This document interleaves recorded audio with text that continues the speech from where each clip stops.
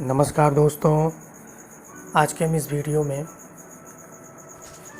इस पोयम को देखेंगे जिसका नाम है माई डिवोटेड डॉग। देखिए लाइन दिया हुआ है, every morning my devoted dog waits silently by the chair till I have greeted him with a touch receiving this light recognition. His whole body thrills with joy when I see the self-offering of this mute heart, pleading its own need. I cannot think what unique value his simple wisdom has found in a man. With his wordless look of pathetic bewilderment, what he understands he cannot put in words.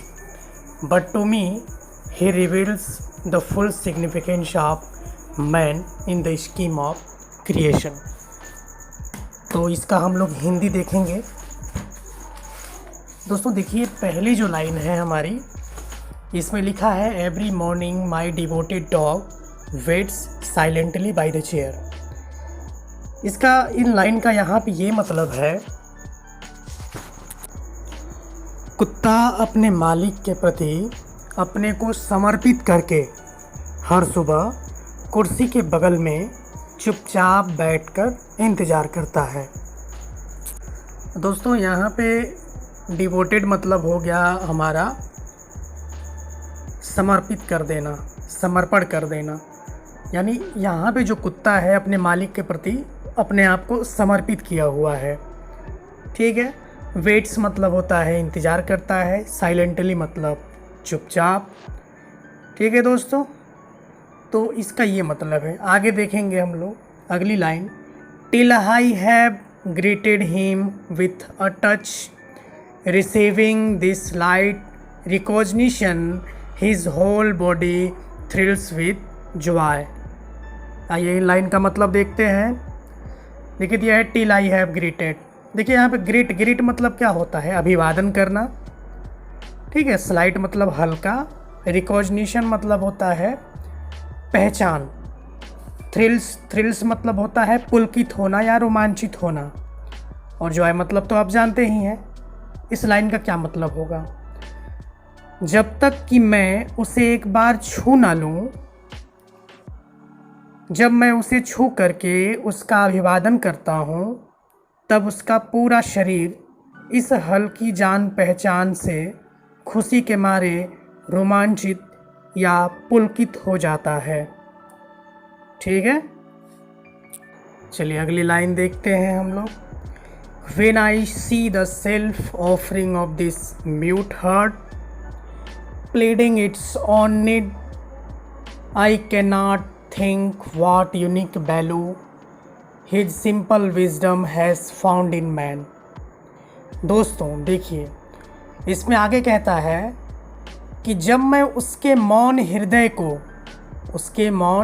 को जो अपने मालिक को समर्पित किया हुआ है, इस समर्पण को जब मैं देखता हूँ, तब उसकी अपनी ज़रूरतें या मांगे नज़र आती हैं।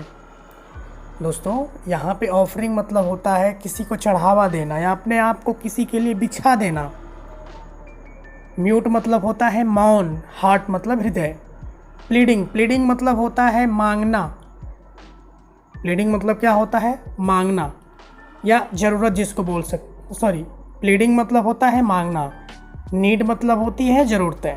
ठीक है। वो अपनी ज़रूरतों को, उसकी ऐसा दिखता है कि उसकी ज़रूरतें नज़र आती हैं। ठीक है। मैं एक बार फिर से बोल दे रहा हूँ इसको। उसके मौन हृदय जो अपने मालिक को समर्पित किया हुआ है, इस समर्पण को जब मैं देखता हूँ, तब उसकी अपनी ज़रूरतें या मांगे नज़र आती हैं। एक्चुअली में वो अपने मालिक के प्रति अपने हृदय को समर्पित कर दिया हुआ है। ठीक है दोस्तों, चलिए आगे बढ़ते हैं। आगे देखिए, मैंने इस लाइन को पहले पढ़ा था, फिर मैं पढ़ दे रहा हूँ। I can not think what unique value he simple wisdom has found in man. कवि कहते हैं कि मैं उसके इस अद्वितीय मूल्य के बारे में नहीं सोच सकता हूँ। उसकी यह साधारण बुद्धि जो उसके पास थी, वो इंसानों में पाई जाती है। यहाँ पे कवि ये कहना चाहते हैं इनडायरेक्टली कि वो इंसानों की तरह ही समझदार था। ठीक है, यहाँ पे यूनिक मतलब होता है अद्वितीय, वैल्यू मतलब होता है मूल्य। ठीक है, विजडम मतलब बुद्धि होता है।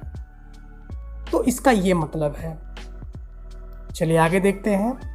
With his wordless look of pathetic bewilderment, what he understands he cannot put in words। देखिए, वर्डलेस मतलब होता है शब्दहीन। पैथेटिक आप देख लीजिए। पैथेटिक मतलब होता है दिल पर असर करने वाला, और बेविल्डरमेंट मतलब होता है हैरानी या घबराहट। आप इसको हैरानी बोल सकते हैं, यहाँ पे हैरानी हो जाएगा। ठीक है, और आगे चलिए इसका हिंदी देख लेते हैं क्या होता है। देखिए दिया है आई कैनॉट थिंक, ये तो हो गया है। With his wordless look of pathetic bewilderment, यहाँ पे कवि कहना चाहते हैं उसके शब्दहीन प्रदर्शन को जो हैरानी से भरे हुए हैं, और उसकी ये हैरानी मेरे दिल को छू जाती है। कवि यहाँ पे ये कहना चाहते हैं कि वो जब भी अपने मालिक को देखता है तो अपने अंदर से एक उत्सुकता, हैरानी लिए हुए अपने मालिक को देखता है, जिससे वो देख करके मालिक का जो हृदय है वो करुणा से भर जाता है, उनका दिल को छू जाता है। ठीक है, चलिए अगली लाइन में हम लोग देखेंगे। What he understands he cannot put in words। वह जो मेरा प्यारा डॉग है, यानी जो पोएट बोल रहे हैं कि जो उनका डॉग है वह क्या समझता है, क्या वह जानता है, जो भी कुछ वो अपने मालिक से समझता है या जो भी कुछ वो सोचता है वो उसे शब्दों में नहीं बयां कर सकता, वो उन्हें शब्दों में अपने मालिक को नहीं बता सकता है।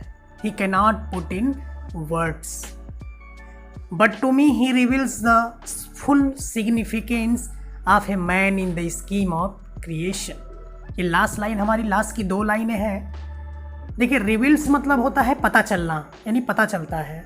फुल मतलब पूरा, सिग्निफिकेंस मतलब महत्व होता है। स्कीम मतलब होता है योजना, स्कीम मतलब होता है योजना। क्रिएशन मतलब होता है निर्माण करना या सृष्टि जिसको बोल सकते हैं। तो इन 2 लाइनों का लास्ट में हमारा ये मतलब है। कवि कहते हैं लेकिन इसमें मुझे इस योजना निर्माण में जो एक कुत्ते के रूप में है, किसी इंसान के सिग्निफिकेंस को बताती है, किसी इंसान के एक महत्व को बताती है कि एक इंसान का क्या महत्व होता है। यानी कुत्ता जो था उनको एक इंसान की तरह लग रहा था। कभी यहाँ पे ये कहना चाहते हैं कि कैसा वो फील करते हैं जब उनके पास उनका एक कुत्ता है, तो वो अपने कुत्ते को एक इंसान से तुलना करते हुए बताते हैं। उम्मीद है आपको यह वीडियो पसंद आया होगा। तो एक लाइक बनता है, बिना लाइक किए नहीं जाना है, लाइक ज़रूर करना है। ठीक है, धन्यवाद।